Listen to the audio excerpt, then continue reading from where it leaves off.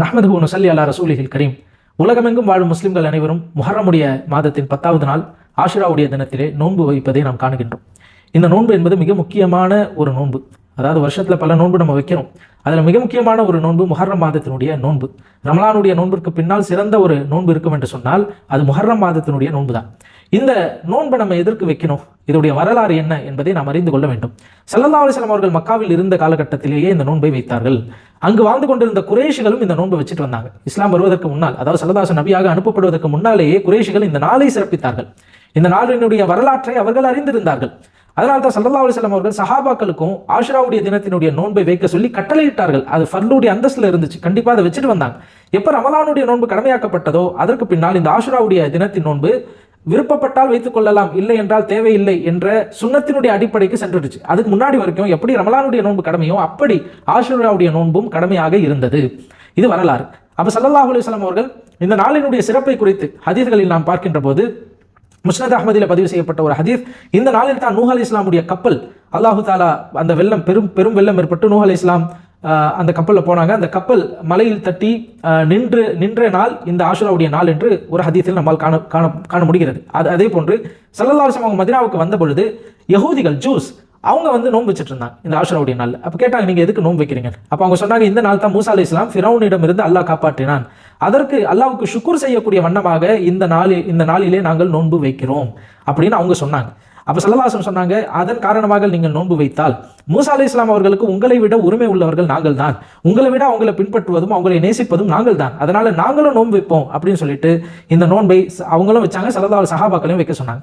அப்போ ஸல்லல்லாஹு அலைஹி வஸல்லம் அவர்கள் அந்த நோன்பை வளமையாக வைத்து வந்தார்கள். கடைசி காலகட்டத்தில் ஸல்லல்லாஹு அலைஹி வஸல்லம் வஃபாத் ஆவதற்கு ஓராண்டுக்கு முன்னால் அப்போ ஸல்லல்லாஹு அலைஹி வஸல்லம் அவங்க யஹூதிகளுக்கு மாற்றமாக இந்த அமலை நம்ம செய்யணும், அவங்களும் நம்மளும் ஒரே அமல் செய்யக்கூடாது, கொஞ்சம் மாற்றம் இருக்கணும்னு சொல்லி ஸல்லல்லாஹு அலைஹி வஸல்லம் அவர்களுக்கு ஆப்போசிட்டா நம்ம செய்யணும்னு சொல்லிட்டு ஒரு நாள் ஆஷுரா 10வது நாள் மட்டும் நோன்பு வைக்காமல் ஸல்லல்லாஹு அலைஹி வஸல்லம் சொன்னாங்க, அடுத்த வருடம் நான் ஹயாத்தாக இருந்தால் இன்னொரு நாளை சேர்த்து நான் நோன்பு வைப்பேன், அதாவது 9-10 அல்லது 10-11 ஒரு நாள் அவங்க நோன்பு வச்சாங்க யஹூதிகள். அவங்களுக்கு ஆப்போசிட்டா நம்ம செய்யணும்னு சொல்லிட்டு 2 நாள் நான் நோன்பு வைப்பேன், அடுத்த ஆண்டு உயிரோடு இருந்தால் இன்ஷா அல்லாஹ் நான் 2 நாள் நோன்பு வைப்பேன் ஸல்லல்லாஹு அலைஹி வஸல்லம் சொன்னாங்க. ஆனால் அதற்கு அடுத்த ஆண்டிற்கு முன்னாலேயே ஸல்லல்லாஹு அலைஹி வஸல்லம் வஃபாத் நிகழ்ந்து விட்டது. அதனால இந்த ஆஷுராவுடைய 10வது நாளில் நோன்பு வைப்பது என்பது ஒரு நாள் நோன்பு வைப்பது சுன்னத்தல்ல, 2 நாள் வைக்க வேண்டும். ஒன்று 9-10 வைக்கலாம், அல்லது 10-11 வைக்கலாம். எதற்காக இந்த நோன்பு வைக்கிறோம்? அல்லாஹ்வுக்கு ஷுக்ர் செய்ய. எப்படி நூஹ் அலைஹிஸ்ஸலாம் அவர்களை அல்லாஹு தாலா காப்பாற்றி அந்த படகை சேஃப் லேண்ட் செய்ய வச்சானோ, எப்படி ஃபிரௌனிடமிருந்து பாதுகாத்த அல்லாஹு தாலா மூசா அலைஹிஸ்ஸலாம் அவங்களையும் அவங்களுடைய கௌமையும் அல்லாஹ் பாதுகாத்தானோ அதற்கு ஷுக்குராக அல்லாஹ்வுக்கு நன்றி செலுத்தணும். நம்ம என்ன செய்ய முடியும்? நம்ம லைஃப்ல அல்லாஹு தாலா அவ்வளோ நேமத்துக்களை நமக்கு தரான், நம்ம கேட்காமலே நிறைய நேமத்துக்களை எல்லாம் நமக்கு தந்திருக்கான். அதுக்கு எப்படி நம்ம தேங்க்ஸ் சொல்ல போறோம்? அப்படி தேங்க்ஸ் சொல்லக்கூடிய ஒரு விதமாக இந்த நோன்பை மூசா அலைஹிஸ்ஸலாம் நோற்றார்கள், நூஹ் அலைஹிஸ்ஸலாம் நோற்றார்கள், நபி ஸல்லல்லாஹு அலைஹி வஸல்லம் அவங்களும் நோற்றாங்க. அப்போ நம்மளும் இந்த நோன்பை எதற்காக நோக்க வேண்டும்?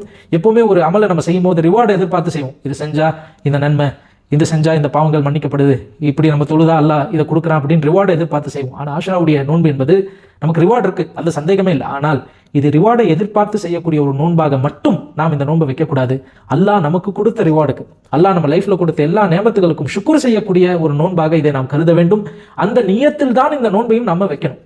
அல்லாஹ் ஸல்லல்லாஹு அலைஹி வச்சாங்க, அதுக்காக வைக்கணும், அது சுன்னத்துடைய இத்திபா, அதை நம்ம ஃபாலோ பண்றோம். அதே நேரத்தில் அல்லாஹ்வுக்கு ஷுக்குர் செய்யும் விதமாக அல்லாஹ் நம்முடைய வாழ்க்கையில், இந்த துனியாவுடைய வாழ்க்கையில் அல்லாஹ் தந்த நியாமத்துகளுக்கு அல்லாஹ்வுக்கு ஷுக்குர் செய்யும் விதமாக இந்த நோன்பை நாம் நோக்க வேண்டும். இந்த நோன்பை நோக்கிறதுல சில பேர் சோம்பேறித்தனம் காட்டுறாங்க. இது எந்த அளவு முக்கியமான நோன்பு என்றால், இந்த ஒரு விஷயம் நீங்க ஞாபகம் வச்சுக்கோங்க. இந்த ஆஷுராவுடைய நாளில் மிக முக்கியமான ஒரு நிகழ்வு, ஹுசைன் அலைஹிஸ்ஸலாம் அவர்கள் ஷஹீதாக்கப்பட்ட நாள். கர்பலாவில் அவர்கள் எதிரிகளால் வீழ்த்தப்பட்ட நாள். அவர்கள் வீழ்த்தப்படவில்லை, அவர்கள் வெற்றி கொண்ட நாள். அவர்கள் விழுந்தார்கள், எழுந்தார்கள், வென்றார்கள். அப்படி ஷஹீதான அந்த நாளிலே, அவர்கள் எந்த நாளில் ஷஹீதாக்கப்படுறாங்களோ அந்த நாளிலே அவர்கள் இந்த ஆஷுராவுடைய நோன்பை நோற்ற நிலையில் ஷஹீதானார்கள். கொஞ்சம் யோசிச்சு பாருங்க. அவர்கள் அந்த நோன்பை நோக்க வேண்டிய அவசியமே அங்கே இல்லை. தண்ணீர் இல்லாமல், உணவில்லாமல் அவர்கள் கஷ்டப்படுத்தப்பட்டார்கள். அந்த நேரத்தில் கூட என் ஹபீப் ஸல்லல்லாஹு அலைஹி வஸல்லம் அவர்கள் நோற்ற நோன்பு, அவங்க லைஃப் ஃபுல்லா செஞ்ச அமல். ஸல்லல்லாஹு அலைஹி வஸல்லம் அவங்க லைஃப் ஃபுல்லா செஞ்ச 4 விஷயங்கள் இருக்கும், அது விடவே இல்லை ஸல்லல்லாஹு அலைஹி வஸல்லம். நம்பர் 1 ஆஷுராவுடைய நோன்பு, அது ஸல்லல்லாஹு அலைஹி வஸல்லம் வாழ்க்கை ஃபுல்லா அந்த நோன்பு நோட்டிருக்காங்க. நம்பர் 2 துல்ஹஜ்ஜுடைய மாதத்தினுடைய 10 நாள், அந்த நோன்பை முதல் 10 நாள் அந்த நோன்பை ஸல்லல்லாஹு அலைஹி வஸல்லம் விடவே இல்லை, லைஃப் ஃபுல்லா அந்த நோன்பு வச்சிருக்காங்க. ஒவ்வொரு மாதமும் பிறை 13, 14, 15 அந்த நோன்பை ஸல்லல்லாஹு அலைஹி வஸல்லம் லைஃப் ஃபுல்லா விடல, அந்த நோன்பை கண்டினியூஸா வச்சிருக்காங்க. 4வது அமல் ஸல்லல்லாஹு அலைஹி வஸல்லம் ஃபஜ்ருடைய தொழுகைக்கு முன்னால் முன் சுன்னத் 2 ரக்காத்துடைய தொழுகை ஸல்லல்லாஹு அலைஹி வஸல்லம் லைஃப் ஃபுல்லா அந்த சுன்னத்தை தொழுதிருக்காங்க. இந்த 4 அமலையும் ஸல்லல்லாஹு அலைஹி வஸல்லம் லைஃப் ஃபுல்லா விடல.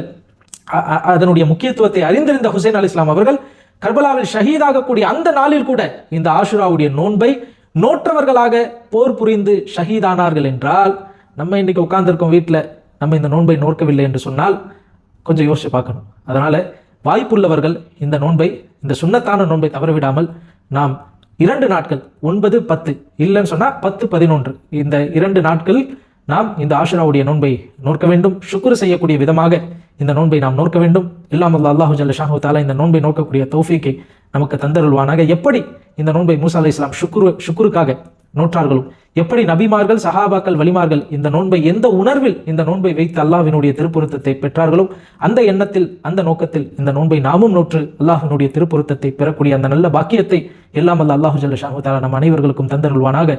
வாஹிரு தஅவானா அல்ஹம்துலில்லாஹி ரப்பில் ஆலமீன்.